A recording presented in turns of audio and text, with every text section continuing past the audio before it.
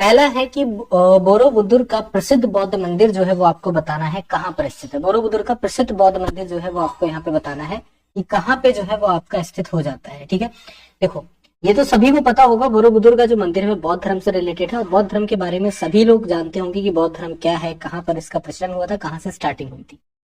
अब इसको यहाँ पर क्या बोला जाता है, इसको महायान बौद्ध मंदिर भी बोलते हैं। ठीक है ना, तो ये भी याद रखिएगा, इसको क्या बोला जाता है, इसको महायान बौद्ध मंदिर जो है ये भी इसका एक नाम हो जाता है। ठीक है ना, चलो बेटा अभी मैथ का भी बताते हैं। ठीक है ना, मैथ के भी क्वेश्चन अभी आपको बताते हैं। सभी लोग क्लास में लाइव रहिए। राम राम बेटा, राम राम। मैथ के क्वेश्चंस भी अभी आपको बताएंगे, या तो कहिए तो पहले स्टार्टिंग जो हम लोग मैथ के क्वेश्चन से ही कर देते हैं। ठीक है, जैसा आप बताओ, अगर आप चाहते हो मैथ के क्वेश्चंस तो स्टार्टिंग जो हम लोग यहाँ पे मैथ के क्वेश्चन से ही कर देते हैं। किस तरह के क्वेश्चन जो है, किस लेवल तक के क्वेश्चन पूछे जाते हैं, उनका सोल्यूशन जो है वो आप किस तरीके से करोगे, क्या लेवल जो है क्वेश्चन का आपका रहता है। ठीक है, जैसा बताओ। चलिए काम करते हैं, मिक्स पेपर की तरह इसको सॉल्व करते हैं। अगर मैथ के क्वेश्चंस बोल रहे हो तो मैथ के क्वेश्चंस को हम लोग यहाँ पे देखते हैं। ठीक है, राम राम सभी को हमारी तरफ से, मानसी, मनीष, रोहित। ठीक है, पहले मैथ्स के ही क्वेश्चन लगा लेते हैं।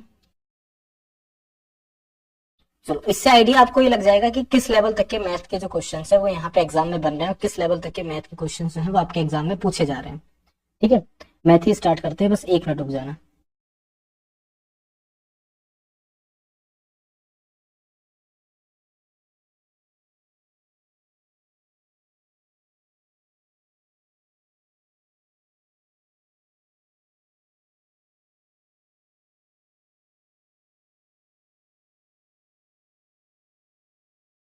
बस बेटा एक मिनट।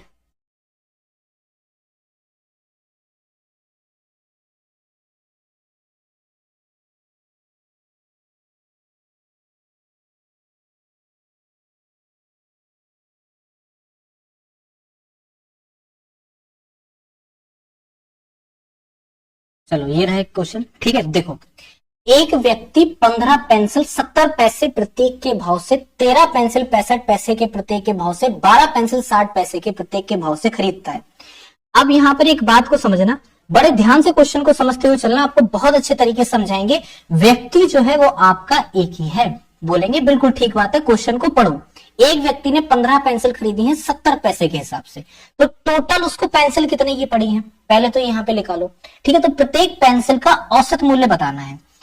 एक बात बताओ, अगर हम यहाँ पे 15 पेंसिल अगर आपकी खरीदते हैं, ठीक है ना, कितने के हिसाब से खरीदते हैं, 70 पैसे के हिसाब से खरीदते हैं, तो टोटल नंबर यहाँ पर क्या मिलेगा भाई, सीधी सीधी बात है, जीरो को भूल जाओ, 15 सत्ते 105 और बाद में आप यहाँ पर क्या करो, एक जीरो लगाते तो कितना हो जाएगा, 1050 हो जाएगा कि नहीं हो जाएगा, जरा ये बताओ। यहां तक क्लियर हुआ आपको कि हमारे कहने का मतलब क्या है? एक एक पॉइंट पे बोलते रहो कि हाँ सर यहाँ पे क्लियर हो रहा है या फिर यहाँ पे कोई क्वेरी आ रही है। ठीक है, क्वेरी कोई भी नहीं आएगी, बस जैसे बता रहे हैं वैसे यहाँ पे समझना। अब 13 पेंसिल जो है वो 65 पैसे के हिसाब से खरीदी गई हैं। अगर 13 पेंसिलें जो है वो यहाँ पे 65 पैसे के हिसाब से खरीदी जाती हैं तो कितनी पेंसिल बनेगी? ठीक है, एक चीज बताओ कि अगर 13 पेंसिल है और 65 के हिसाब से खरीदी जा रही है, 13 का टेबल जरा 10 बार पढ़ोगे 130 होगा, होगा कि नहीं होगा? वही 13 का टेबल अगर आप 2 बार 20 बार पढ़ोगे तो कितना हो जाएगा, 260 हो जाएगा कि नहीं हो जाएगा? 3 बार पढ़ने पे 390 होगा, बोलेंगे बिल्कुल होगा, होगा ना? तो 13 पंजे कितना होता है, 13 पंजे 65, 13 छंग 78, 78 होता है, तो मतलब अगर 60 बार पढ़ना है तो 780 हो गया कि नहीं हो गया, ये बताओ, बोलेंगे बिल्कुल ठीक बात है। अब 13 का वही हाफ कर दो यहाँ पे, तो यहाँ पे 780 13 पंजे कितना हो जाएगा, 65, इन दोनों को जब आप जोड़ दोगे कितना निकल के आ जाएगा, 845 निकल के आ जाएगा कि नहीं, जरा ये बताइए। एग्जाम के अंदर मल्टीप्लाई करने तो नहीं बैठोगे ना, एग्जाम के अंदर शॉर्ट से शॉर्ट वे ढूंढोगे, तभी आप अच्छे मार्क्स जो है गेन कर सकते हैं। कोई दिक्कत यहाँ तक किसी को आई? 12 पेंसिल जो है 60 पैसे के हिसाब से खरीदी जा रही है, तो राजा बेटा 12 पेंसिल जो है वो यहाँ पे 60 पैसों के हिसाब से खरीदी जा रही है। 12 छंग कितना होता है हमारा, 48 होता है, 12 छंग हमारा कितना होता है, 72 होता है, तो कितना हो जाएगा, 720 हो जाएगा कि नहीं हो जाएगा, ये बताओ। अब प्रत्येक पेंसिल का आपको औसत मूल्य बताना है। टोटल नंबर ऑफ पेंसिल कितनी है, 15, 13, 12, 15 में 13 जोड़ दो तो यहाँ पे 28, 28 दो 30 दो कितना हो गया, 40। टोटल पेंसिल का जो नंबर है वो कितना निकल के आ रहा है, तो टोटल पेंसिल जो है वो हमारी कितनी हो रही है, 40 हो रही है। ठीक है, यहाँ पे एक चीज समझना है कि टोटल जो हमारी पेंसिल हो रही है वो 40 हो रही है, और इसका जो कितने में 40 पेंसिल टोटल आपकी खरीदी गई है, तो बोलोगे सर 800 1050 845 720, 1050 और 845 को जोड़ दो और यहाँ पे क्या करो 720 को जोड़ दो, कितना निकल के आ जाएगा? तो बोलेंगे सर यहाँ पे हमारा निकल के आ जाएगा 2615। ठीक है ना, कितना? 2615। अब आपको बताना है क्या है, प्रत्येक पेंसिल का मतलब होता है एक पेंसिल का मूल्य बताना है कितना है। हमने कहा ठीक है सर अभी बता देते हैं, 2615 बटा कितना कर देंगे, 40 कर देंगे कि नहीं कर देंगे, जरा ये बताओ। क्लियर यहां तक? कोई दिक्कत या परेशानी? कोई दिक्कत परेशानी नहीं होगी। अब जरा 40 से काट के देखो, 40 से 0 को अभी हटा दो, 4 से काट के देख लो यहाँ पे। ठीक है ना, 4 छक्को 16, 4 पंजे 20, 4 छंग हमारा कितना होता है? तो बोलेंगे सर 4 छंग हमारा हो जाता है यहाँ पे 24 हो जाता है। ठीक है, चलिए 24 हो गया, यहाँ पे बचा 2, 4 पंजे हमारा कितना हो जाएगा? 20 हो जाएगा। तो 65 हमारा यहाँ पर आ गया।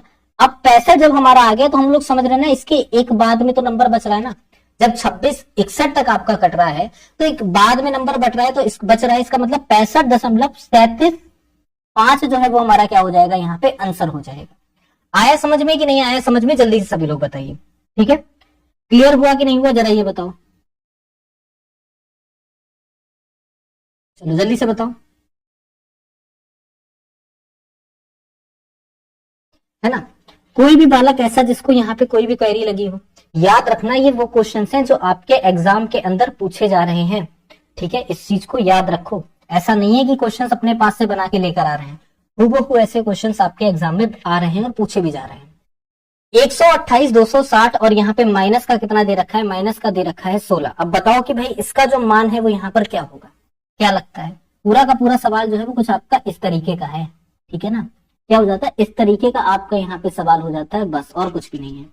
ठीक है, नहीं आया समझ में? खुशी राणा बेटा कहाँ पे नहीं आया था समझ में? उस क्वेश्चन में कुछ था नहीं।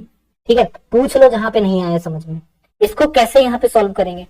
हाँ या नहीं में आंसर करा करो। आ गया समझ में तो लिख दिया करो क्लियर है। देखो भाई, रूट का 16 है। ठीक है ना, एक बार फिर से समझ लो। एक व्यक्ति 15 पेंसिल 70 पैसे प्रत्येक के भाव से खरीदता है। ठीक है, 13 पेंसिल 65 पैसे के प्रत्येक के भाव से खरीदता है, 12 पेंसिल 60 के भाव से यहाँ पे खरीदता है। प्रत्येक पेंसिल का औसत क्या है? एक व्यक्ति में खुद को यहाँ मान लो। ठीक है ना, क्या करो यहाँ पे खुद को मान लो। खुद को मानो ऐसे कि यहाँ पे समझ लो कि खुशी है। खुशी यहाँ पर क्या कर रही है? पेंसिल जो है वो यहाँ पे खरीद रही है। ठीक है ना, क्या कर रही है? खुशी जो है वो यहाँ पे पेंसिल खरीद रही है। खुशी ने 15 पेंसिल खरीदी 70 के हिसाब से, 13 खरीदी 65 के हिसाब से, 12 खरीदी 60 के हिसाब से। उसने ये चीज आके हमको बताई। हमने कहा भैया ठीक है तुमने खरीदी, बहुत अच्छी बात है। हमने उससे ये बोला तो ये तो बताओ कि जो हर एक पेंसिल का एवरेज कितना था? एक पेंसिल का जो मूल्य था वो कितना था? हमने उसको पूछा एक पेंसिल का मूल्य कितना था, हमने पूछ लिया प्रत्येक पेंसिल का मूल्य बता दो कितना था। तो खुशी क्या करेगी? खुशी यही तो करेगी, जितनी पेंसिल खरीद के लाई है वो सारी पेंसिल लिख लेगी। टोटल खुशी ने कितनी पेंसिल खरीदी? 40 खरीदी। ठीक, फिर यहाँ पे क्या लिखेगी? रुपए लिख लेगी। टोटल रुपए कितने उसके यहाँ पे खर्च हुए? 2615 पैसे खर्च हुए। प्रत्येक का निकालना है ना, तो 2615 बटा 40 कर दिया। काटना ही तो है, तो काटा कैसे जाएगा? जीरो को यहाँ पे भूल जाओ, मैटर नहीं करता है तुम्हारे लिए जीरो। अगर इसको काट के देखोगे तब आंसर ही निकल जाएगा। जीरो को हटाओ, 4 से काटो, 4 छंग कितना होता है? तो बोलेंगे 4 छंग हमारा 24 होता है, बचा हमारा 2 यहाँ पे। ठीक है ना, 4 छंग 24 हो गया और यहाँ पर कितना हो जाएगा? 21 हो रहा है। 4 पंजे हमारा 20 हो जाएगा, बच जाएगा हमारा 1, तो यहाँ पे 65 आ जाएगा। पॉइंट लगाएंगे और 4 3 12 हम लोग यहाँ पे कर देंगे, तो हमारे पास 65.375 जो है वो हमारा आंसर निकल के आ जाएगा। समझे कि नहीं समझे? ठीक है, 16 के रूट को खोलोगे तो कितना निकल के आता है? 16 के रूट को खोलेंगे तो हमारा 4 निकल के आता है। रूट में तो हमारे पास कितना रहता है? यहाँ पे 128 रहेगा ही रहेगा। ठीक है ना, 128 रहेगा प्लस, चलो रूट में कितना हो जाएगा? 260 हो जाएगा और माइनस का आपका कितना हो जाएगा? 4 हो जाएगा। ठीक है, कोई दिक्कत या परेशानी यहाँ तक? तो कोई दिक्कत परेशानी नहीं होगी। अब 260 में से अगर हम लोग माइनस कर देंगे 4 को तो कितना बच के आ जाएगा? तो हमारे पास जो नंबर है 256 निकल आएगा। तो रूट में हमारे पास यही नंबर क्या रहेगा? तो बोलेंगे सर 128 प्लस हमारे पास कितना हो जाएगा? तो प्लस हमारे पास यहाँ पर हो जाएगा रूट में 256 हो जाएगा। ठीक है ना, 256। अब 256 किसका रूट है? सोच के देखो जरा, बताओ 256 किसका रूट है? 256 यहाँ पे हो जाता है 16 का स्क्वायर। याद रखना, किसी भी कॉम्पिटिटिव एग्जाम की प्रिपरेशन करो, किसी भी एग्जाम की, तो 1 से लेके 20 तक के स्क्वायर अपनी जुबान पे याद रखना। जैसे यहाँ पे पता है कि 256 किसका स्क्वायर है? 256 इज द स्क्वायर ऑफ 16, है ना। तो यहाँ पे देखो कितना हो जाएगा? रूट में जो है वो आपका 128 हो जाएगा और प्लस हमारा कितना हो जाएगा? यहाँ पे 16 हो जाएगा। वेरी गुड इवनिंग बेटा। अब 128 और 16 को जोड़ दोगे तो कितना हमारे पास बनेगा, तो हमारे पास हो जाएगा यहाँ पे 144, ठीक है, इक्वल टू में आपका कितना हो जाएगा 12 जो है वो हमारा यहाँ पे आंसर बनेगा। समझ गए कि नहीं समझ गए, ये बताओ जल्दी से, ठीक है, हाँ या नहीं में आंसर करिए। आ गया समझ में सभी को?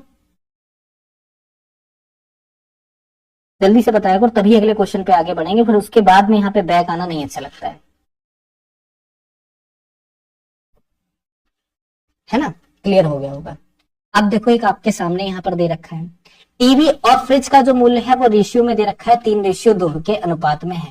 टीवी का मूल्य फ्रिज के मूल्य से 6,000 रुपए अधिक है। जो टीवी है ना वो फ्रिज से 6,000 रुपए ज्यादा मिल रही है, तो फ्रिज का मूल्य बता दो यहाँ पर क्या होगा। कोई बता सकता है यहाँ पर क्या हो सकता है इसका आंसर? बताओ, किसी को भी पता है? इस क्वेश्चन को लगाए। देखो, पहली बात को अपने दिमाग में हमेशा बैठाल के रखना, ये बात हमेशा बैठाल के रखना कि जो हमको रेशियो दे रखे होते हैं वो एक परफेक्ट नंबर नहीं होते हैं। रेशियो का मतलब होता है कि इतना हिस्सा इसको दे दिया, इतना हिस्सा इसको दे दिया। एग्जाम्पल में समझ लो कि मेरे पास 100 रुपए हैं, ठीक है ना, क्या है, मेरे पास 100 रुपए हैं, मैंने इसके 2 हिस्से करे, ठीक है, 2 हिस्से मैंने ऐसे करे कि इसका जो 3 हिस्सा है 100 रुपए का, ठीक है ना, ये जो 100 रुपए है मैंने इसके क्या कर दिए, 3 हिस्से कर दिए और इसके 2 हिस्से कर दिए। अब बोला क्या मैंने कहा इसका जो 3 हिस्सा है वो यहाँ पे किसके पास है, कृष्णा के पास जो है 3 हिस्से हैं, ठीक है, और यहाँ पे 2 हिस्से किसके पास है, 2 हिस्से हमने यहाँ पर मान लेते हैं, किसी का भी रैंडम नाम ले लेते हैं, मानसी के पास हो जाते हैं। तो कहने का मतलब समझ रहे हो क्या है, हमने बोला है हिस्सा दिया है हमने, यहाँ पे परफेक्ट वैल्यू नहीं बताई है कि हमने कितना दे बैठे हैं, ठीक है, रेशियो का मतलब समझो पहले यहाँ पे। तो अब आंसर यहाँ पे लगाना बहुत ज्यादा आसान होगा। कैसे आसान होगा, अब यहाँ पे बताते हैं। देखो, हमें तो यहाँ पर क्या दे रखा है, हमें यहाँ पे रेशियो दे रखा है, ठीक है ना, क्या दिया गया हमें यहाँ पर, रेशियो दिया गया है। टीवी और फ्रिज का रेशियो मतलब अगर हम यहाँ पे लिखेंगे तो 3x, ठीक है ना, रेशियो कितना हो जाएगा, 2x हो जाएगा, ठीक है, यही तो होगा। सवाल में देखो क्या बोल रहा है, सवाल में बोल रहा है कि टीवी का जो मूल्य है वो फ्रिज के मूल्य से 6,000 रुपए ज्यादा है। समझ रहे हो ना, कितना ज्यादा बोल रहा है, 6,000 रुपए ज्यादा है। तो जब 2x यहाँ पे किसका मूल्य है, फ्रिज का मूल्य है, तो यहाँ पे सवाल ऐसे ही तो लिखेंगे कि भाई 3x बराबर कितना हो जाएगा, 6,000, और यहाँ पे प्लस कितना हो जाएगा, 2x हो जाएगा कि नहीं हो जाएगा, ये बताओ। यहां तक किसी को कोई दिक्कत, कोई परेशानी? दूसरे तरीके से लिख लो, 3x प्लस यहाँ पे 6,000 और इक्वल्स टू में 2x लिख लो, बात आपकी एक ही है। अगर ऐसे नहीं समझ रहे हो तो ऐसे समझ लो, अगर मूल्य हमारा ज्यादा बता रहा है, कितना, 6,000 रुपए ज्यादा बता रहा है, तो बेटा 6,000 रुपए जब ज्यादा बता रहा है तो हमारे पास कितना हो जाएगा, 3x प्लस हमारा 6,000 है, और बराबर किसका, 2x, किसके मूल्य से ज्यादा है, यहाँ पे फ्रिज के मूल्य से ज्यादा है ना। अब यहाँ पे x बराबर, जब ये इधर जाएगा ठीक, या फिर ये इधर जाएगा तो माइनस का हो जाएगा ना, तो x बराबर कितना हो जाएगा, यहाँ पे 6,000 हो जाएगा। और हमसे किसका मूल्य पूछा गया, फ्रिज का मूल्य पूछा गया। जरा चेक करो यहाँ पे फ्रिज का जो रेशियो है कितना दे रखा है, 2x दे रखा है, तो 2x बराबर हमारे पास कितना हो जाएगा, 2 इंटू हमारा हो जाएगा 6,000, ठीक है, और आंसर जो है वो कितना आ जाएगा, 12,000 आ जाएगा। आगे समझ में सभी को कि नहीं आया समझ में, जरा ये बताओ, ठीक है, कोई भी ऐसा बालक जिसको नहीं समझ में आया है, जल्दी से बताइए। ऐसा लगता नहीं है कि नहीं समझ में आया होगा, बिल्कुल अच्छे तरीके से आपकी बुद्धि में क्वेश्चन जो है फंस के चला गया होगा,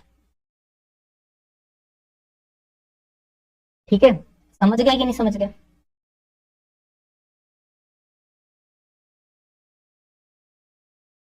चलो अगला क्वेश्चन देखो यहाँ पे, एक कक्षा में 15 लड़कों की औसत आयु 11 वर्ष है। बात को समझना, एक कोई क्लासरूम है, उस क्लासरूम के अंदर 15 लड़के हैं, उनकी एवरेज जो साल, उनकी जो एवरेज उम्र दे रखी है 11 साल है। एवरेज उम्र का मतलब राजा बेटा होता है कि उसमें से नॉर्मली जो एज है वो 11 साल के हैं, कुछ 11 के होंगे, कुछ 10 के होंगे, कुछ 9 के होंगे, कुछ 8 के होंगे, लेकिन 11 के ऊपर के नहीं होंगे। बात को समझो, ठीक है, 11 के ऊपर के नहीं होंगे, 11 तक के होंगे।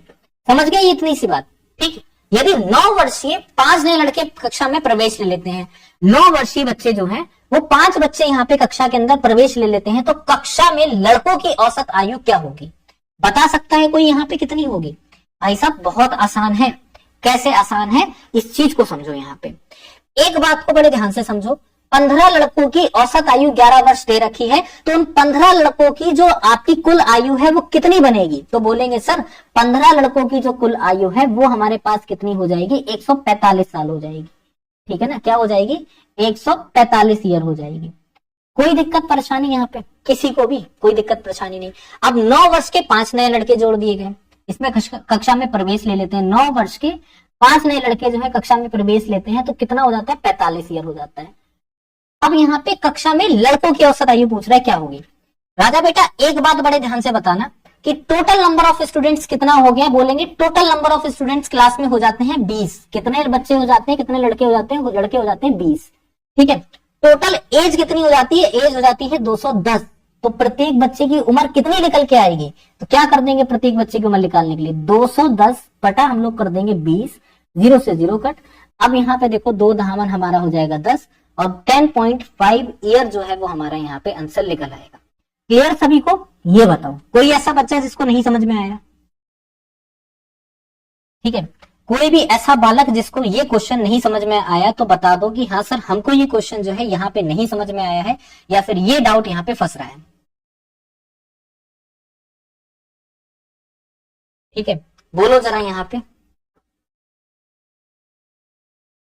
आगे आंसर 10.5 ईयर जो है वो हमारा यहाँ पे परफेक्ट आंसर आपका हो जाएगा। सबको समझ में आ गया। एक एक शब्द मत बोला करो, पूरा बोला करो, समझ में आ गया या फिर नहीं आया, इसमें कुछ भी नहीं है।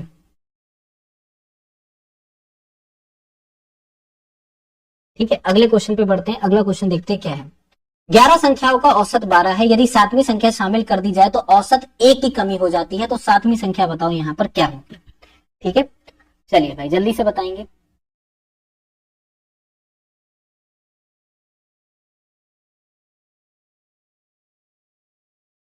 17-18 मिनट हुए होंगे। 20 कैसे आया खुशी बेटा, देखो 20 ऐसे आया। 15 नए लड़कों की जो एज थी, फिर से समझना, फिर से बता रहा हूं, 15 लड़कों की औसत आयु 11 थी, तो उनकी टोटल आयु कितनी होगी, 145 साल होगी। बोलोगे सर बिल्कुल यहाँ पे 145 साल होगी। ठीक है, ये समझो, एक एक करके समझो भी सब आ जाएगा समझ में। 9 वर्षीय लड़के, ये है 9 वर्षीय लड़के, और कितने लड़के यहाँ पे 5 लड़के हैं। यहाँ पे समझना, यहाँ पे क्या हो जाते हैं, ये 5 लड़के हैं।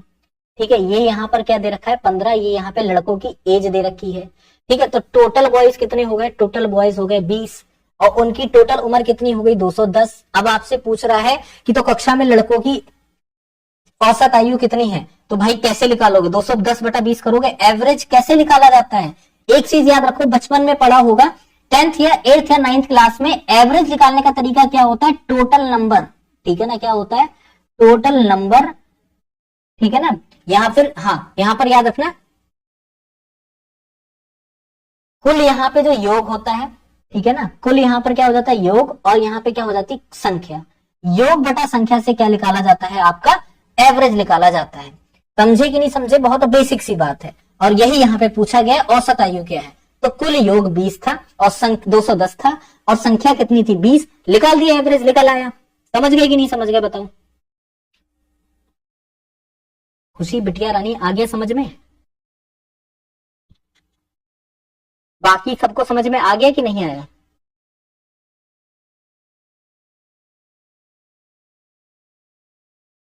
मैथ्स वाले सर को एवरेज ही नहीं आता था, कहां से बड़े ऐसे बकवास टीचर से हैं तो तुम ये सोचो जिसको एवरेज निकालना ना है फिर क्या ही कह सकते हैं बेटा। ठीक है, और नहीं हुआ तो दोबारा से देखना थोड़ा सा वीडियो को प्रीवियस करके। 6 संख्याओं का औसत 12 है, समझो क्या बोल रहा है कि जो 6 संख्या है उनका औसत जो है 12 दे रखा है। हमने कहा ठीक है भाई 6 संख्याओं का औसत यहाँ पे 12 बोला जा रहा है। 7वीं संख्या अगर इसमें और शामिल कर दें, 7वीं संख्या और शामिल कर दे तो औसत 1 कम हो जाता है। 7वीं संख्या क्या है ये बताओ। ठीक, कितना आसान हो सकता है सवाल, समझो। 6 संख्याओं का औसत 12 है, आपसे फिर से वही बात है, 6 संख्याओं का औसत 12 दे रखा है, तो 6 संख्याओं का कुल योग कितना होगा। बोलोगे सर कुल योग जो हमारी 6 संख्याओं का हो जाएगा, 6 जमा हमारा यहाँ पे हो जाएगा 12, 12 छंग कितना हो जाएगा यहाँ पे, तो 12 छंग हो जाएगा हमारा 72। कोई दिक्कत यहाँ तक, 12 छंग कितना हो जाएगा 72 हो जाएगा। तो अब यहाँ पे 7वीं संख्या शामिल कर देते हैं। क्वेश्चन में समझो, बोलो, देखो यहां तक सवाल समझ में आया। 11 संख्याओं का औसत 12 है, तो 11 संख्याओं का कुल योग कितना होगा, 11 संख्याओं का कुल योग होगा 72। 7वीं संख्या और शामिल कर रहे हैं, 7वीं संख्या क्या कर दे रहे हैं, शामिल कर दे रहे हैं, तो एक एवरेज कम हो जा रहा है। अगर 7वीं संख्या शामिल कर रहे हैं तो एवरेज 11 हो रहा है, तब यहां पर कितना बन जाएगा कुल योग, तो बन जाएगा कुल योग हमारा 77। कोई दिक्कत यहां तक, कोई दिक्कत नहीं होगी। तो 7वीं संख्या बता देनी है क्या है, 6 संख्याओं का औसत 72 था, 7 संख्याओं का औसत आया 77, तो पांचवी सॉरी यहाँ पे 7वीं संख्या कितनी हो जाएगी, 77 माइनस 72, यहाँ पर कितना हो जाएगा 5। यही तो इसका आंसर निकल के आ जाएगा, ए वाला ऑप्शन आंसर क्या हो जाएगा 5। ठीक है, समझ गए कि नहीं समझ गए ये बताओ। ठीक है, ज्यादा दिमाग ही नहीं मारना है, बिना दिमाग मारे तुम्हारा क्वेश्चन जो है वो ऑलमोस्ट आपका सॉल्व हो जाएगा। ठीक है, चले अगले क्वेश्चन पे चले।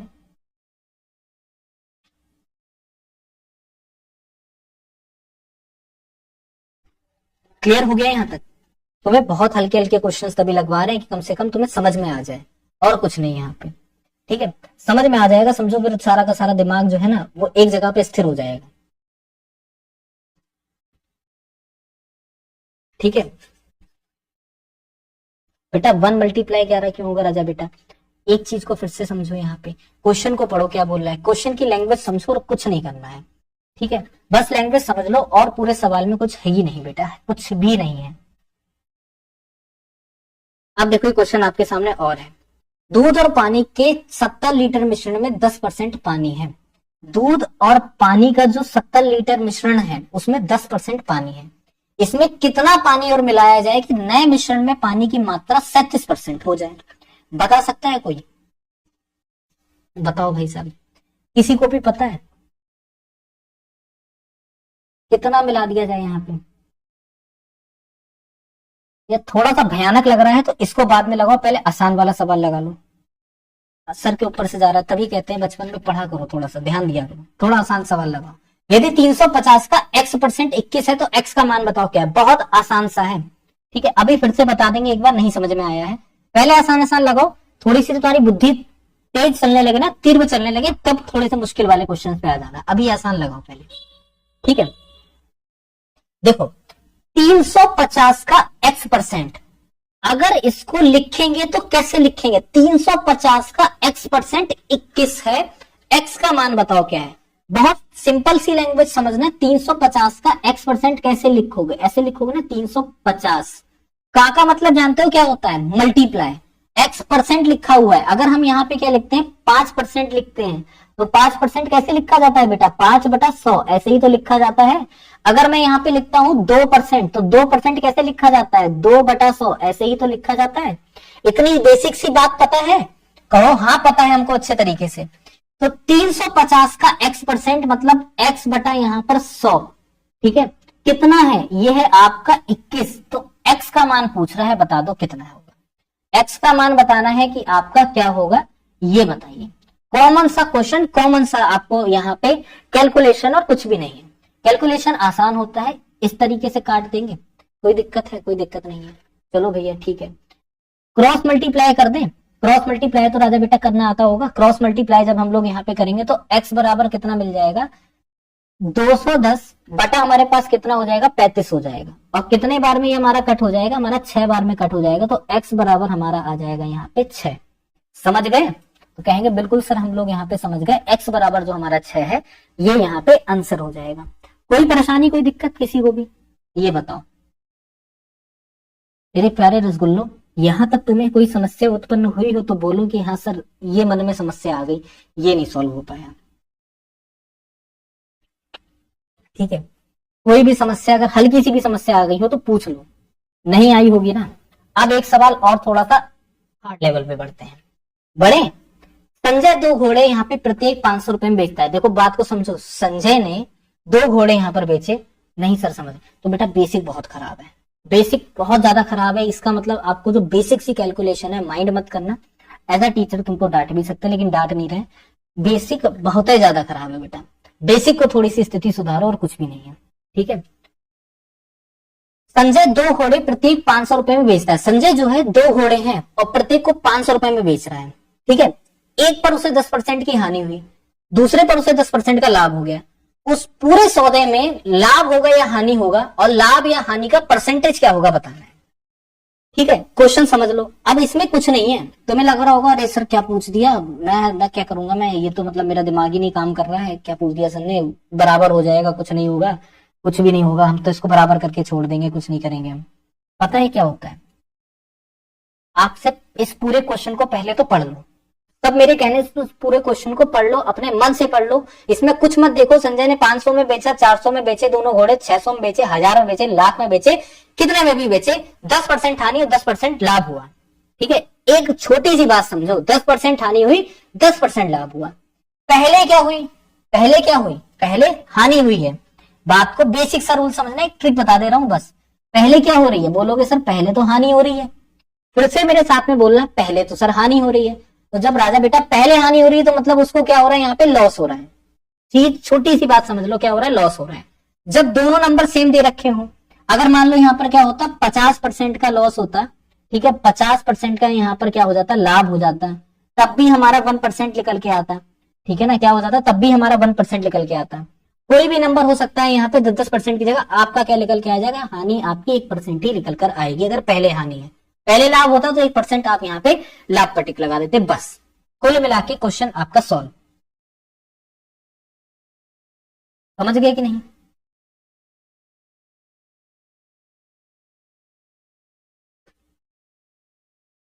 ठीक है, चलो अगला क्वेश्चन देखें हम लोग क्या दिया गया है। मोहन ने 6 वर्ष के लिए 5% वार्षिक ब्याज की दर से कुछ धन उधार लिया। ठीक है, यदि कुल ब्याज 1230 रुपए उसने चुकाया तो उसने कितने रुपए उधार लिए थे, ये बताओ। बता सकता है कोई? क्या आंसर होगा यहाँ पे, जल्दी से बताओ। 1230 रुपए वो यहाँ पे क्या करें, उसने यहाँ पे चुकाए हैं कुल ब्याज के रूप में। एक बहुत बेसिक सी बात को समझो, ये है आपका यहाँ पे क्वेश्चन वार्षिक ब्याज का। किसका है, वार्षिक ब्याज। इंग्लिश में वार्षिक ब्याज को बोलते हैं कंपाउंड इंटरेस्ट। क्या बोलते हैं, कंपाउंड इंटरेस्ट बोलते हैं। एक कॉमन सेंस यहाँ पे लगाओगे मेरे साथ में, सब लोग बोलो क्या लगाएं सर यहाँ पे कॉमन सेंस। एक कॉमन सेंस छोटा सा लगा लेना यहाँ पे बेटा, क्या लगा लेना तुम यहाँ पे कॉमन सेंस, कि इसको ऑप्शन की मदद से सॉल्व करना। तब लोग तैयार हो ऑप्शन की मदद से सॉल्व करने के लिए, फिर मैं आपको बताता हूँ क्वेश्चन कितना ज्यादा आसान है। ठीक है, ये बताओ, घोड़ा बेचना कैंसिल, सही बात है। ठीक है, अब यहाँ पे देखो मोहन का बड़ा मतलब, पहली बात तो उधार लेना नहीं चाहिए, सबसे पहली चीज है ना, लेकिन अब ले लिया है। इंग्लिश में बता दो, कोई बात नहीं बेटा, इंग्लिश में ही बताते हैं। अब यहाँ पर आ जाओ जरा क्वेश्चन पे। एक व्यक्ति है मोहन, हमने लिख दिया मोहन प्यारे तुम क्यों लेके बैठे हो यहाँ पे उधार। मोहन ने यहाँ पे उधार लिया, ठीक है, कितने वर्ष के लिए लिया, तो 6 वर्ष के लिए लिया। तो 6 हमारा क्या होता है, टाइम होता है कि नहीं होता है, जरा ये बताओ। बोलेंगे बिल्कुल यहाँ पे टाइम होता है। अमित इस सवाल को देखो बहुत आसान है। 5% का क्या लग रहा है, तो 5% का हमारा ब्याज लग रहा है, वो भी कौन सा लग रहा है, कंपाउंड इंटरेस्ट लग रहा है। ठीक है ना, कंपाउंड इंटरेस्ट लग रहा है। अब जो अमाउंट मिल रहा है वो यहाँ पर कितना मिल रहा है, वो अमाउंट यहाँ पे 1230 रुपए मिल रहा है। कितना मिल रहा है बेटा, यहाँ पे 1230 रुपए मिल रहा है। ठीक है, और अगर तुम्हें कछु ना आता है बेटा, कछु ना आया मतलब बिल्कुल ही जीरो हो, तो उसके लिए भी क्वेश्चन है, उसके लिए भी सोल्यूशन है, कैसे निकाला जाता है। हमें यहाँ पे क्या पता करना है, हमें यहाँ पे सिंपल सा क्या पता करना है, कितने उधार, उधार मतलब होता है आपका इंग्लिश में इसको बोला जाता है प्रिंसिपल। ठीक है ना, क्या बोला जाता है हमारा यहाँ पे इंग्लिश में, इसको प्रिंसिपल बोला जाता है। बात को समझना, प्रिंसिपल बताना है कितना है। चलो भाई सॉल्व करते हैं, तो फॉर्मूला लगा दो ना डायरेक्ट। बेटा सब तो हिंदी में पढ़ा रहे हैं हम, तुम्हारे कहने से बस तुम्हें पढ़ा दे रहे हैं इंग्लिश में। ये मत कहो कि सर पक्षपात का चक्रव्यूह क्यों नहीं तुमसे छूटा है, तो ये वाली बात ना है, इसीलिए तुमको यहाँ पे पढ़ा दे रहे हैं। चलो राजा बेटा समझो सवाल को, प्रिंसिपल बताना है ना, तो फॉर्मूला लगा दो। फॉर्मूला क्या होता है, अमाउंट। ठीक है ना, फॉर्मूला क्या होता है, amount equals to principal rate of interest time upon हमारा 100। अमाउंट मेरे साथ में गिनो कितना है, 1230 रुपए है। प्रिंसिपल नहीं पता है, रेट ऑफ इंटरेस्ट कितना है, 5% है। ठीक है, टाइम कितना है, 6 वर्ष का टाइम है, बटे में कितना है, 100 है। बस, हाँ बाइलिंगुअल पेपर आता है। ठीक, अब क्या कर दो यहाँ पे, काटा पीटी तो करोगे, चलो कर देते हैं काटा पीटी, और बताओ आंसर कितना आ जाएगा।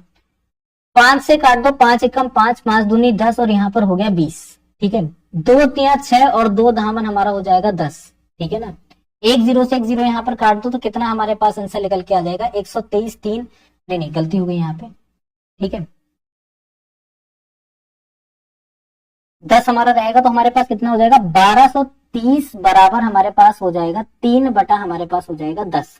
तो आंसर बता दो यहाँ पर कितना निकल के आ जाएगा, सॉल्व कर लो। 4100 जो है वो हमारा यहाँ पे करेक्ट आपका ऑप्शन आंसर आ जाएगा। ठीक है, सॉल्व हो गया सभी को, ये बताओ। ठीक है, जल्दी से बताओ। देखो जिस हिसाब से तुमको समझा रहे हैं ना, बिल्कुल ही मतलब उंगली पकड़ के जो चलना सिखा रहे हैं, यकीन मानना इससे ज्यादा आसान तरीके से कोई भी नहीं समझाएगा। और बिल्कुल ही दिमाग के तीतरों को खोल के समझो, ठीक है ना, बिल्कुल दिमाग को खोल के समझो कि हाँ सर इसका मीन्स ये है, इसका एक्चुअल मीन्स ये है, इसका मतलब ये है, ठीक है। क्वेश्चन बहुत अच्छे तरीके से आपके बुद्धि में फंस जाएगा।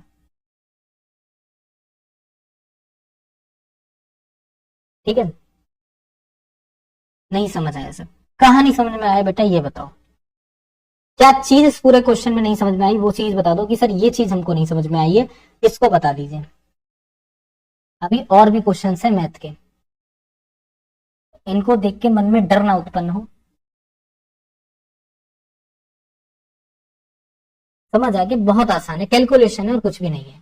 याद रखो यहाँ पे कितने रुपए उधार लिए गए रुपए, उधार दिए गए रुपए प्रिंसिपल होते हैं, ठीक है। क्वेश्चन देखते हैं अगला क्या है। 500 रुपए पर 10% की दर से 1 वर्ष के पश्चात चक्रवृद्धि ब्याज और साधारण ब्याज में अंतर बताओ क्या होगा। 500 रुपए जो है वो यहाँ पर क्या करा गया है, 500 रुपए यहाँ पे जो है 10% का ब्याज लगाया गया, 1 वर्ष के बाद उसमें जो अंतर है बता दो कितना होगा। ठीक है, हाँ योगेश बाबू कैसे? पहली चीज ये समझो चक्रवर्ती ब्याज और साधारण ब्याज होता क्या है, पहले बताए कि नहीं पता है? चलो आज तुम्हें बताते हैं कि इसका मतलब क्या है। इसका एक सिंपल सा मतलब है, हमने यहाँ पर क्या कर लेते हैं, एक बालक को किसी को पिक कर लेते हैं, हमने कहा भैया योगेश को यहाँ पे लिख लेते हैं, ठीक है ना, क्या करते हैं योगेश को लिखते हैं। अब यहाँ पर क्या है, ये योगेश है, ठीक है। योगेश क्या करते हैं, योगेश जाते हैं किसी से 500 रुपए उधार लेते हैं, बात को बड़ा ध्यान से समझना है। क्या करते हैं, योगेश जाते हैं किसी से 500 रुपए क्या ले लेते हैं, उधार ले लेते हैं। क्या हो गई, उधार ली गई राशि हो गई। बहुत बेसिक सा सवाल है और बिल्कुल बेसिक से समझो। इतनी बात समझ गए कि यहाँ पर क्या करा, योगेश ने 500 रुपए जो है वो आपके उधार ले लिए। ठीक है भाई, योगेश ने 500 रुपए उधार ले लिए। अब जब योगेश ने 500 रुपए उधार लिए तो जिसने उधार दिए, अब यहाँ पे मान लेते हैं कि किसके द्वारा उधार दिए, ज्योति के द्वारा जो रुपए हैं वो यहाँ पे उधार दिए जाते हैं। ठीक है, क्या करा जाता है, ज्योति के द्वारा जो है वो यहाँ पे रुपए उधार दिए जाते हैं। ज्योति ने एक चीज बहुत अच्छे तरीके से बता दी कि 1 वर्ष के बाद मैं तुमसे इस पर 10% ब्याज लगा के रुपया लूंगी। जब तुम मुझे 1 वर्ष के बाद जब रुपए लौटाने के लिए आओगे ना तो उस पर 10% ब्याज लगा हुआ होगा। योगेश बाबू को चाहिए थे, उन्होंने कहा भैया ठीक है लगा दो ब्याज यहाँ पे, ठीक है कोई बात नहीं। अब इन्होंने एक और चीज बोल दी, ठीक है, कि मैं ये तुमसे जो लूंगी ना रुपए, वो चलो ये समझो 10% के ब्याज में तुमसे रुपए लूंगी। उन्होंने कहा ठीक है। 1 वर्ष के बाद ये लौट कर आए, इन्होंने ज्योति को कितने रुपए दे दिए, इन्होंने कहा ये लो भाई साहब, ये लो बहन जी 550 रुपए। ठीक, ये इन्होंने 550 वापस कर दिए। अब ये तो बताया ही नहीं ज्योति ने कि साधारण ब्याज में दिए थे या चक्रवृद्धि ब्याज में दिए थे। चलो कोई बात नहीं। ज्योति बोली काम करो तो मुझे दूसरी साल में आके देना, मैं तुम्हें क्या कर रही हूँ 2 साल के लिए रुपए उधार दे रही हूँ, ठीक है ना, क्या कर रही हूँ 2 साल के लिए, लेकिन इस बार मैं तुमको सीआई लगा के दूंगी। क्या लगा के दूंगी, सीआई लगा के दूंगी। तो उन्होंने कहा भैया ठीक है, इनका दिल मेहरबान तो भैया गधा भी पहलवान। उसने कहा ठीक है भैया 2 साल के लिए लगा रहा हूँ, 2 साल के लिए खुश है। अब वो 2 साल के बाद आते हैं, लेकिन इस बार क्या लगा है, इस बार सीआई लगा है। क्या लगा है, मेरे साथ रिपीट करना है, इस बार चक्रवृद्धि ब्याज लगा है। तो बेटा जब चक्रवृद्धि ब्याज लगा है, पहली साल में जो ब्याज था वो कितना था, 550 रुपए था 10% लगने के बाद, लेकिन दूसरी साल में चक्रवृद्धि ब्याज कितना हो गया। अब जो रुपए पे ब्याज लगेगा वो 500 रुपए पे नहीं लगेगा, फिर समझो 500 रुपए पे ब्याज नहीं लगेगा, वो लगेगा 550 रुपए पे। कितने पर लगेगा, 550 रुपए पर आपका ब्याज लगेगा। तो 550 रुपए पर आपका क्या लगेगा, 10% का ब्याज लगेगा। कितने परसेंट का लगेगा, 10% का लगेगा, 101010। ठीक है, तो 55 यहां पर कितना कर दीजिए, 550 में जोड़ दीजिए। ठीक है, जब 550 में 55 जोड़ दोगे 5 और यहाँ पर हो गया 10, तो यहाँ पर कितना हो जाएगा, तो यहाँ पे हो जाएगा 5 पर 10, तो कितना निकल के आ जाएगा। अब बेटा अपडेट जरूर देते रहो मैच का, ठीक है। बहुत बहुत धन्यवाद आपका कि अगर आप अपडेट दे रहे हो, मैं तो देख ही नहीं पा रहा हूँ इस समय, आप कमेंट ओपन करके बैठा हूँ। तो 550 और 55 मतलब हमारे पास 605 रुपए बने कि नहीं बने। ठीक है, तो दूसरी साल में जब यहाँ पे ज्योति को रुपए वापस करेगा तो कितने वापस करेगा, 605 वापस करेगा। अब मतलब समझ रहे हो क्या बेटा, पहली साल में जो ब्याज लगता है, चाहे वो चक्रवृद्धि ब्याज लगे चाहे वो साधारण ब्याज लगे, वो होता है सेम। जब दोनों पहली साल में जब चीज यहाँ पे सेम होगी तो क्या उसमें अंतर आएगा कि नहीं आएगा, खुद से बताओ। पहली साल में क्या इसमें कोई अंतर आएगा कि नहीं आएगा, ठीक है बताओ, खुद से तुम बोलो। अगर पहली साल में दोनों ब्याज जो लग रहे हैं वो कितना निकल के आ रहे हैं, 585 निकल के आ रहे हैं, तो उसमें कोई अंतर आएगा, बताना जरा खुद से। इतना तो बेटा बुद्धि होगा, उस बुद्धि का प्रयोग करके बताओ क्या कोई अंतर आएगा कि नहीं। खिचखिचाओ नहीं, ठीक है, जो तुम्हारे मन में आ रहा है वो बताओ, ठीक है। कहेंगे कोई अंतर नहीं आएगा तो ना तो 10 रुपए का अंतर होगा, ना 5 का, ना 6 का, उपयुक्त में से कोई भी नहीं जो है वो आपका आंसर हो जाएगा। आ गया समझ में सभी को? जल्दी से बताओ।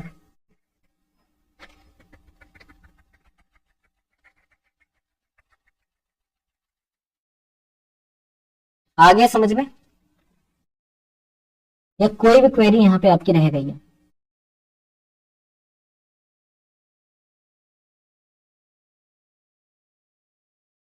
लगता नहीं है कोई कोई क्वेरी यहां पे रहनी चाहिए, ठीक है। वैसे एक बहुत ही तुम्हें आसान सा क्वेश्चन लगवाते हैं। लो आ गया आसान सा क्वेश्चन, ठीक है। जब स्कूटर के मूल्य में 30% की वृद्धि हुई, 20% की कमी हुई तो कंपनी को मुनाफे में कितने प्रतिशत की वृद्धि या कमी आई? बताओ, ठीक है। कितने परसेंट की आपकी कमी आई यहाँ पे या फिर वृद्धि आई है, इतनी सी बात बता दो, ठीक है। क्वेश्चन आपका सॉल्व। देखो हमेशा याद रखो, इसका एक फॉर्मूला होता है। क्या होता है? एक फॉर्मूला होता है। जब भी कहीं पे, याद रखना, हानि की, लाभ की, वृद्धि की, कमी, इसको नोट कर लो, ठीक है ना। क्या नोट करो? कभी भी यहाँ पे क्या बात होती है? हानि की बात होती है, ठीक है। कभी भी यहाँ पर किसकी बात होती है? कमी की बात होती है। फिर समझना है यहाँ पे, कभी भी हानि की बात होती है, कभी भी कमी की बात होती है, कभी भी आपकी वृद्धि की बात होती है, ठीक है ना। किसकी बात होती है? वृद्धि की बात होती है, लाभ की। लेकिन क्या हो यहाँ पे? ये साथ में हो, ठीक है ना। क्या हो ये? लेकिन यहाँ पे साथ में हो। तो एक फॉर्मूला दिया गया है, बहुत आसान सा फॉर्मूला है। फॉर्मूला क्या दिया गया है कि x माइनस वाई, समझना, x minus y minus x into y upon यहाँ पे 100। ये फॉर्मूला आप लोग यहाँ पर याद रख लो। इस फॉर्मूले की हेल्प से जो है वो आप यहाँ पे क्वेश्चन निकाल सकते हो। क्या निकाल सकते हो? कि कभी भी अगर तुम्हारे सामने यहाँ पे लॉस की बात करता है, कभी भी तुम्हारे सामने यहाँ पे इंक्रीज या डिक्रीज की बात करता है, तब तुम इस क्वेश्चन को या फिर इस फॉर्मूले को अप्लाई करोगे बस, ठीक है। चलो सर अप्लाई कर देते हैं। जब अप्लाई कर देते हैं तो 30 माइनस कितना हो गया? 30 माइनस हो गया 20, माइनस यहाँ पर हो गया 30 इंटू हो गया 20 बटा कितना हो गया 100, ठीक। 30 और यहाँ पे 20 में कितना रह गया? 10, और ऊपर कितना हो जाएगा? 0 0 यहाँ पे 6, तो 4% की क्या निकल के आ जाएगी? तो 4% की आपकी वृद्धि जो है वो हमारा यहाँ पे इसका आंसर होगा। क्या होगा? कि 4% की क्या हो रही है? हमारी यहाँ पे वृद्धि हो रही है, बस, और कुछ भी नहीं, ठीक है। क्लियर सभी को? हाँ या नहीं में जरा बताओ, जल्दी से बताओ। यहाँ पे सभी को क्लियर? तो ये तो तुम्हें पता चल ही रहा होगा कि मैथ जो है वो आपका हुआ सब्जेक्ट बिल्कुल भी नहीं है। अगर आपको ये लगता है कि मैथ बहुत भयानक सब्जेक्ट है, आप लगा नहीं पाओगे, आपसे लग नहीं पाएगा, तो बिल्कुल दिमाग से निकाल दो। इससे ज्यादा आसान कोई सब्जेक्ट भी नहीं है। लेकिन अगर ये समझ में आ जाए तब अगले क्वेश्चन पे बढ़ते हैं। अगला क्वेश्चन देखते हैं क्या है, ठीक है। वृद्धि क्यों पहले? क्योंकि बात किसकी हुई थी? पहले वृद्धि की बात हुई थी, इसीलिए सी वाला आंसर है, ठीक है। एक बहुत अच्छा सवाल है आपका। साधारण ब्याज की दर से 3 वर्ष में 800 रुपए की राशि 920 रुपए हो जाती है। यदि ब्याज की दर 3% बढ़ाई जाए तो राशि कितनी हो जाएगी? बताओ भाई। इस क्वेश्चन को देखो, और बहुत आसान है। कैसे आसान है ये भी आपको बताते हैं। एक चीज यहां पर समझो, साधारण ब्याज हम हर साल क्या रहता है? सेम रहता है। साधारण ब्याज किस पे लगता है? प्रिंसिपल पर लगता है। साधारण ब्याज प्रिंसिपल पर मतलब जो राशि उधार ली गई होती है उस पे लगता है। दो बात यहां पर समझो, क्वेश्चन समझो क्या। साधारण ब्याज की दर से 3 वर्ष में 800 रुपए की राशि 920 रुपए हो जा रही है, ठीक है। 800 रुपए की राशि 920 हो जा रही है। मतलब यहां पर ये लिखा है कि पहले वर्ष में ये क्या है? 800 रुपए है प्रिंसिपल। ये क्या है? आपकी 800 रुपए जो है वो यहाँ पे उधार ली गई राशि। पहले साल में नहीं पता अभी हमें कितनी हो रही है, ठीक। दूसरे साल में नहीं पता कितनी हो रही है, लेकिन तीसरे साल में हमको यहाँ पे अच्छे तरीके से पता चल रहा है कितनी हो रही है? 920 हो रही है, ठीक है। यहां तक समझे कि नहीं समझे? बोलेंगे बिल्कुल ठीक। यदि ब्याज की दर 3% बढ़ा दी जाए, अभी तो हमको यही नहीं पता कितना ब्याज लग रहा है। पता है क्या? हमको नहीं पता है। हमें ये पता है कि भैया 800 से 920 तक जाने में 120 का अंतर आ रहा है, कितने का अंतर आ रहा है? 120 का, वो भी तीसरी साल में जाने पे। तो 800 अपने आप पे कितना है? 100% है। 800 का अगर हम यहाँ पे देख रहे हैं तो क्या हो रहा है? 800 का 50% ही तो बढ़ रहा है। क्या हो रहा है यहाँ पे? अभी भी समझे कि नहीं समझे भाई? 800 यहाँ पर कितना है? यहाँ पे 800 100% है। 800 का अगर हम लोग 10% बढ़ाते हैं तो 80 बढ़ता है, 5% बढ़ाते हैं तो हमारा यहाँ पे 40 बढ़ता है। तो मतलब पहले साल में जो राशि थी 840 हो गई, दूसरे साल में 880 यहाँ पे राशि हो गई, और तीसरे साल में 920। तो मतलब 40 का क्या हो रहा है? यहाँ पे बढ़ रहा है। मतलब 5% जो है वो आपकी राशि बढ़ाई जा रही है। कितनी बढ़ाई गई? बोलेंगे 5% बढ़ाई गई। यदि ब्याज की दर 3% और बढ़ जाए, अब यही ब्याज की दर जो है वो यहाँ पर क्या हो जा रही है? 3% बढ़ जा रही है। मतलब आपकी 5 में क्या कर देना है? 3% जोड़ देना। 8% अगर ब्याज की दर बढ़ा देते हैं तो राशि कितनी हो जाएगी? अब यही जरा तुम मुझको जरा बताओ कि 3 साल के बाद कितनी होगी। सबसे पहली चीज सोचो कि पहले साल में राशि कितनी बनेगी जाके। समझ रहे हो? पहली साल में जो वो राशि बनेगी कितनी बन जाएगी? तो बोलेंगे 800 में अगर 8% यहाँ पे क्या करते हैं? रेट ऑफ इंटरेस्ट लगाते हैं। 10% कितना था? 80 था। बोलो था ना? 5% कितना था? 40 था। बोलोगे बिल्कुल। तो 800 का 8% कितना होगा? बहुत आसान है। 800 का अगर 8% निकालोगे राजा बेटा तो 64 बनेगा। कितना बनेगा? कैसे निकालोगे 800 का 8%? तो बोलोगे 800 जमा कितना हो जाएगा? 8/100। 2 जीरो कटे, अट्ठू अट्ठू कितना हो गया? 64। तो पहली साल कितना जुड़ा 840 में? तो बोलेंगे पहली साल ये जो अमाउंट था वो कितना हो गया? तो 864 यहाँ पे कितना हो जाएगा? 864 हो जाएगा। दूसरी साल में अमाउंट कितना हो जाएगा? 864 में फिर से 864 में क्या कर दो? यहाँ पे आप यहाँ पे जोड़ दो 64 को, तो कितना हो जाएगा? 928 हो जाएगा। तीसरी साल में फिर से यहाँ पे 64 को जोड़ दो, ठीक है ना? 928 में यहाँ पर क्या कर दो? 928 में 64 को फिर जोड़ दो, ठीक है? तो कितना बन जाएगा? 992 बन जाएगा। तो तीसरी साल में राशि कितनी बन जाएगी? 992, जब यहाँ पे 3% ब्याज की दर बढ़ा दी जाए। आ गया समझ में कि नहीं आया समझ में? ये बताओ, सभी लोग बताओ। ज्योति, गुरदीप, मानसी, दीपांशी, ज्योति, चलो जल्दी से बताओ। यहाँ पे सभी को समझ में आ गया? कोई ऐसा कोई भी पॉइंट रह गया जहां पे आपको डाउट हो? जल्दी से बताओ। यहाँ सर ये वाला जो पॉइंट था ना थोड़ा सा मिसमैच हो गया, यहाँ पे नहीं समझ में आया, या फिर यहाँ पर नहीं समझ में आया।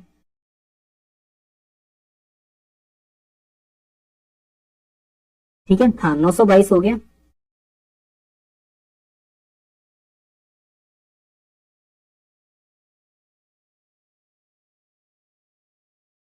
बताओ भाई साहब, आया समझ में सभी को?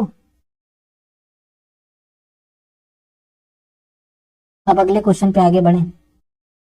होपफुली मुझे लगता है कि आ जाना चाहिए, ठीक है, क्योंकि बहुत आसान था, बहुत ज्यादा आसान था, ठीक है ना? ऐसा कुछ इसमें था ही नहीं कि जो आपको समझ में ना आया।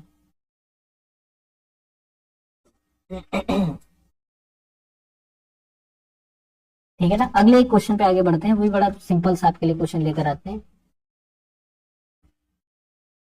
चलो ये देखो जरा यहाँ पे, किसी वस्तु के मूल्य में 10% की वृद्धि तथा उसके उपरांत 20% की और वृद्धि हो गई, ठीक है?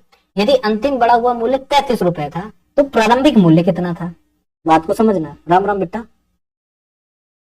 अब ये क्वेश्चन बड़ा मतलब पेचीदा लगा होगा, कह रहे होंगे अरे सर वृद्धि वृद्धि हो रही है, अब इसमें क्या करें? समझ में नहीं आ रहा है कुछ। यही तो मन में आया होगा कि सर समझ में नहीं आ रहा है क्या हो रहा है इसमें, है ना? नहीं समझ में आया, हमने कहा कोई बात नहीं, तुम मत समझो, तुम एक बात यहाँ पर समझो। किसी वस्तु के मूल्य में पहले 10% बढ़ गया, समझना। कोई एक वस्तु है, उसका कोई एक मूल्य है, नहीं पता वो मूल्य क्या है, वहां पहले 10% बढ़ा, फिर उसके बाद 20% बढ़ा, और अंतिम बढ़ा हुआ जो मूल्य था वो 33 रुपए था। लास्ट में 33 रुपए बढ़ता है, तो प्रारंभिक मूल्य कितना था? प्रारंभिक मूल्य नहीं पता ना, तो उसको एक्स मानो। क्या मानोगे? एक्स मानोगे। अच्छा ये जो बढ़ोतरी हो रही है वो किस में हो रही है भाई? प्रारंभिक मूल्य में ही तो बढ़ोतरी हो रही है। तो प्रारंभिक मूल्य में बढ़ोतरी हो रही है, 10% बढ़ना मतलब क्या हो जाता है? 110/100, ठीक है? 20% बढ़ना मतलब 120 बटा हमारे पास क्या हो जाता है? 100 हो जाता है। और कितना हो रहा है यहाँ पे जाके? 33 हो रहा है। समझ गए कि नहीं समझ गए? कोई दिक्कत यहाँ तक नहीं होगी, यहाँ तक आपको क्लियर हो गया होगा, ठीक है? जल्दी से बताओ यहाँ तक बुद्धि जो है उसमें फंसा कि नहीं फंसा? कोई दिक्कत? कोई दिक्कत नहीं, ठीक है? चलो आगे इसमें कहानी को थोड़ा सा और बढ़ाते हैं। कहानी बढ़ी 0 से 0 कैंसिल, 0 से 0 कैंसिल, ठीक है? अब अगर जीरो से जीरो कैंसिल, जीरो से जीरो कैंसिल, तो हमारे पास एक नंबर निकल के आ जाएगा। नंबर क्या निकल के आ जाएगा जरा देखना। अगर हम यहाँ पे देखते हैं x बराबर, ठीक है ना, 10 इंटू 10 हमारा 100 होता है, बोलेंगे बिल्कुल होता है। 11 इंटू मल्टीप्लाई आपका 12 रहेगा, क्रॉस मल्टीप्लाई करेंगे इस तरीके से, तो x बराबर कितना निकल आएगा, तो बोलेंगे 33 मल्टीप्लाई हो जाएगा 100, ठीक, बटा कितना हो जाएगा 11 मल्टीप्लाई हो जाएगा 12। कोई परेशानी नहीं होनी चाहिए, ठीक है, कोई दिक्कत या परेशानी है यहाँ तक बालक तुम्हें? कोई दिक्कत परेशानी नहीं। 11 से काट दो, 3 बार में कट गया, 2 छंग हमारा 12, 2 पंजे हमारा 10, 0, ठीक है, 2 3 6 और यहाँ पर हो गया 25, तो 3 से 3 कट गया, तो x बराबर हो गया यहाँ पे कितना 25। 25 रुपए जो था वो उसका क्या था, प्रारंभिक मूल्य था। बात खत्म, ठीक है, समझ गए कि नहीं समझ गए ये बताओ? कोई दिक्कत कोई परेशानी बताओ जल्दी से। कोई भी दिक्कत यहाँ पर हो तुम्हें लग रहा है कि हाँ सर यहाँ पे थोड़ी सी दिक्कत रहेगी, या फिर यहाँ पे क्वेश्चन बहुत आसान है और यूं सॉल्व हो गया। ऐसा नहीं कि तुमने बिल्कुल दिमाग यहाँ पे मार दिया हो, तुमने कहा अरे सर नहीं हो रहा है सॉल्व, क्या करें बताओ क्या ना करें, ठीक है, कुछ हुआ ही नहीं होगा इसमें, बहुत आसान है।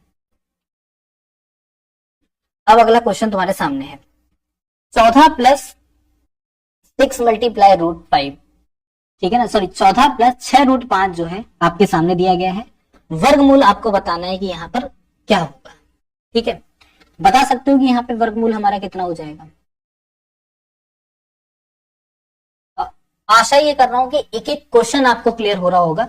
मैथ्स अभी में आपने शायद मेरे से लाइव जो है मैथ आप पहली बार पढ़ रहे होगे, ठीक है, तो आपको क्लियर हो रहा होगा यहाँ पे हर एक क्वेश्चन, ठीक है ना। इतना तो मुझे लग रहा होगा कि अगर बिल्कुल दिमाग से लगा के समझ रहे होगे तो आ रहा होगा, है ना। बैटमैन बेटा क्या रिपीट करना है, कुछ इसमें बेटा रिपीट के लिए नहीं है, एक बार वीडियो को प्रीवियस करके देख लो, ठीक है। बताओ कि यहाँ पे हमारा आंसर क्या होगा?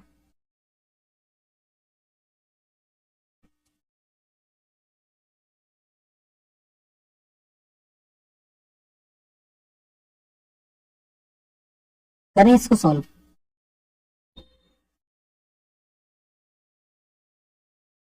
जल्दी से बताओ, करें ना सॉल्व। अब देखो क्या है सवाल है हमारे सामने, यहाँ पे 14 10 का 6 रूट में 5, है ना।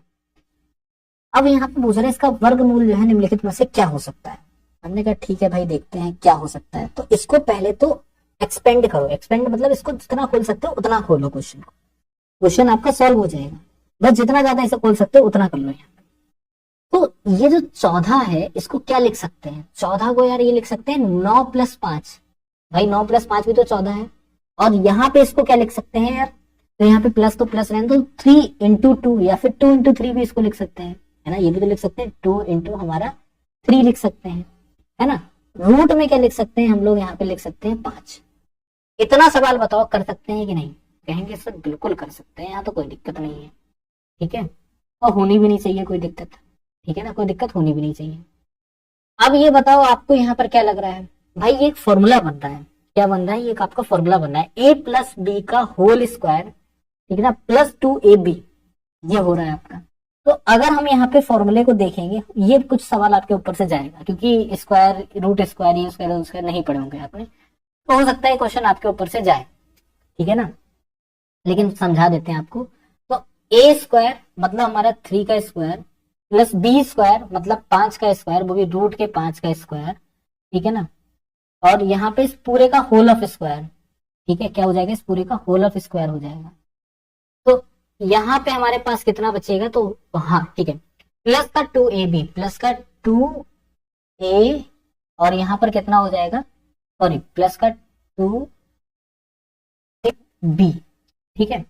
तो कितना बचेगा हमें यहाँ पे 3 प्लस रूट में हमारा जो हो जाएगा 5, इसका होल ऑफ स्क्वायर। तो आंसर हमारा क्या आ जाएगा, 3 प्लस रूट 5 जो है वो हमारा आंसर होगा। ये थोड़ा सा आपको नहीं समझ में आ जाएगा, इसके लिए बहुत बेसिक से जाना पड़ेगा, और हमको लगता नहीं कि इतना बेसिक से आपको समझा पाना और आपका समझ पाना थोड़ा सा यहाँ पे दोनों ही जो है बहुत ज्यादा मुश्किल चीजें पड़ जाएंगी, ठीक है। तो यहाँ तक तो तुम्हें कहो इतना तो हो सकता है कि इतनी मैथ जो है वो तुम्हारे बुद्धि में फंसी होगी, ठीक है ना। अब चलते हैं हम लोग यहाँ पे जीके जीएस के ऊपर, ठीक है, या चले सभी लोग जीके जीएस के ऊपर, ये बताओ या रीजनिंग को यहाँ पे ओपन करके बैठे, क्या लगता है रीजनिंग या जीके जीएस? आज आपसे पूछ के सारे क्वेश्चंस लगा रहे हैं कि भैया ये पढ़ा है, ये पढ़ा है, या फिर ये पढ़ा है।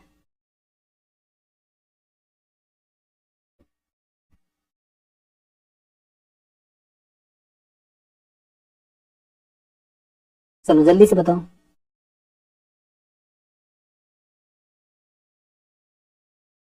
रीजनिंग पे चलते हैं। बोरिंग लगता है क्या जीके जीएस?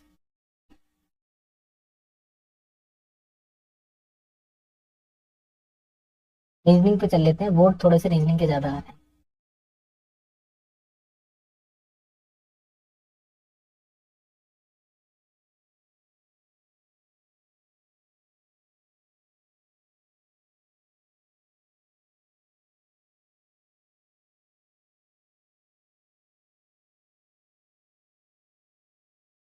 चलो आगे रीजनिंग के ऊपर।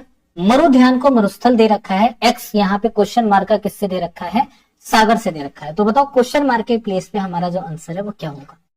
एक चीज आपको बताते हैं यहाँ पे, इसका मतलब क्या है या फिर इसका आंसर या फिर सोल्यूशन क्या हो सकता है। देखो बहुत आसान सा क्वेश्चन है, ठीक है। ऐसा बिल्कुल भी नहीं है कि बहुत ज्यादा भयानक दे रखा है क्वेश्चन, बिल्कुल भी भयानक नहीं दिया गया है, ठीक है। लंबी सांस लो और क्वेश्चन को सॉल्व करो और बताओ कि आंसर हमारा क्या होगा, ठीक है। बहुत आसान है।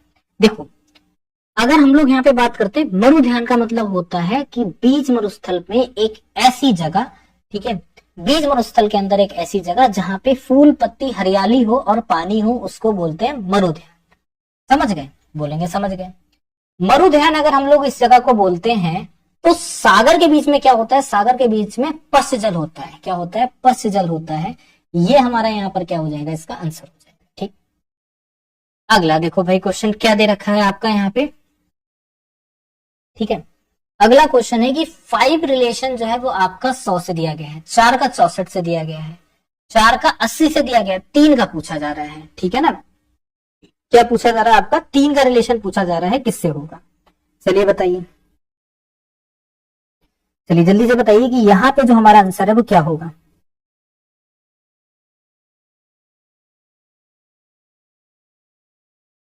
ठीक है,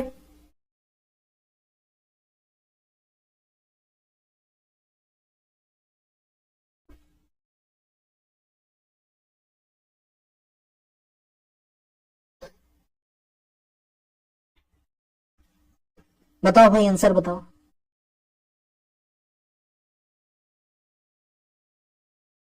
बी वाला आंसर आ रहा है, 48 हो सकता है, हो सकता है ये कंफर्म है। देखो भाई देखते हैं, 5 का रिलेशन कैसे यहाँ पे 100 से दे दिया।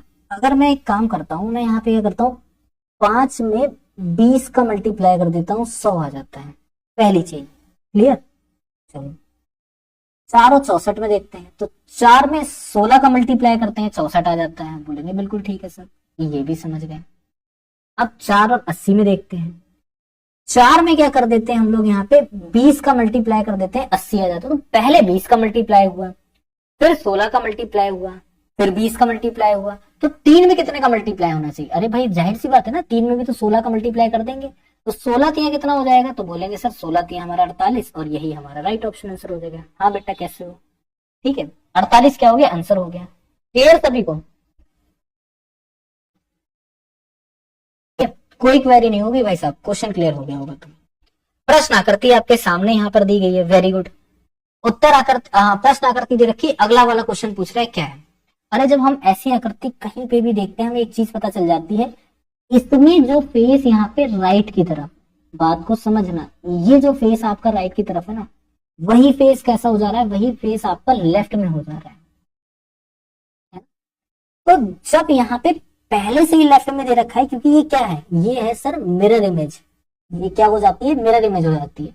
तो जब ये आपका लेफ्ट में दे रखा है, तो जाहिर सी बात है ये अगला जो है वो हमारा क्या होगा? राइट में होगा ना, यानी बिल्कुल राइट में होगा। इस हिसाब से बी जो है वो हमारा आंसर हो जाएगा। समझ गए कि नहीं समझ गए, ये बताओ, ठीक है ना आसान। अगला देखो, 3 आपके यहाँ पर दे रखे हैं और एक इसमें से डिफरेंट वन है, उस डिफरेंट वन को आपको चयन करना है। भाई अगर हमें यहाँ पे बताओ, जो ऊन है वो भी एक जानवर के ऊपर मिलती है, घास भी एक जानवर के ऊपर मिलती है, बाल भी मिलते हैं, क्या पर मिलते हैं? सॉरी हाँ, घास नहीं मिलती, गलती हो गई। ऊन मिलती है, पर मिलता है, बाल मिलते हैं, क्या आपकी घास मिलती है किसी जानवर के ऊपर? नहीं। तो सी जो है वो हमारा यहाँ पे करेक्ट ऑप्शन आंसर हो जाएगा। ठीक, 32, 41, 62, 44, 46, 28, 33, 56। बताइए यहाँ पे जो डिफरेंट वन है वो हमारा क्या होगा। ठीक है, चलो भाई बताओ।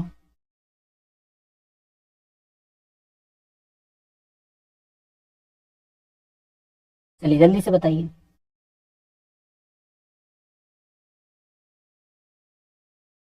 देखो, अगर हम यहाँ पर देखते हैं तो हमने यहाँ पर क्या ध्यान देते हैं, एक मिनट। देखो भाई, 3 और 2 को अगर हमने यहाँ पर जोड़ दिया तो कितना बनता है, 3 और 2 हमारे हो रहे हैं यहाँ पे 5, हो रहा है ना 5, बोलेंगे बिल्कुल ठीक बात है। 4 और 1 हम जोड़ रहे हैं तो कितना बन रहा है हमारा यहाँ पे, हो रहा है 5, बिल्कुल ठीक बात है। 6 और 2 हमारा जोड़ रहे हैं, कितना हो रहा है 8, और 4 अगर हम लोग यहाँ पे जोड़ रहे हैं तब हो रहा है 8, ठीक है ना। 6 और 4 हमारा कितना हो रहा है, तो 6 और 4 हमारा हो रहा है यहाँ पे 10, और 8 और 2 हमारा कितना हो रहा है यहाँ पे, तब भी हो रहा है 10। तो 3 और 3 हमारे पास कितना हो रहा है, ये हो रहा है 6, और 5 और 6 कितना हो रहा है, तो बोलेंगे हो रहा है 11। तो डी वाला ऑप्शन आ जाएगा हमारा। ठीक है, डी जो है वो हमारा क्या होगा, डिफरेंट वन होगा बस। ठीक है ना। अगला देखो, IJNR JCFI QTWZ GJMP, यहाँ पे डिफरेंट वन बताना है क्या है। हर एक क्वेश्चन क्लियर हो रहा है सभी को, ये बताओ पहले तो कि हाँ सर एक एक क्वेश्चन जो है हमें यहाँ पे क्लियर हो रहा है। अभी तक मैथ से लेके यहाँ तक फिर भी आपको जो सेशन है बहुत ज्यादा इजी लगा होगा, ठीक है ना। आप कैसे हो सोनालाल, है ना। इनमें ऐसा नहीं लगा होगा कि बड़े भयानक से क्वेश्चन सर पूछ बैठे हैं कि लग ही नहीं रहे हमसे, क्या करना है क्या नहीं करना नहीं पता चल रहा है ना। आई से जे तक जाने में कितना हो रहा है, बोलेंगे प्लस का हो रहा है 1, है ना, क्या हो रहा है प्लस का 1।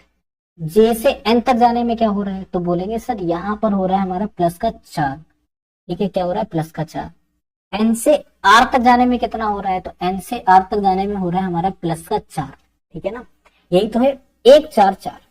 ठीक, अब यही आ जाओ यहाँ पे, जेड से सी तक जाने में कितना हो रहा है, प्लस का 3। सी से एफ तक जाने में प्लस का 3, एफ से आई तक जाने में आपका प्लस का 3।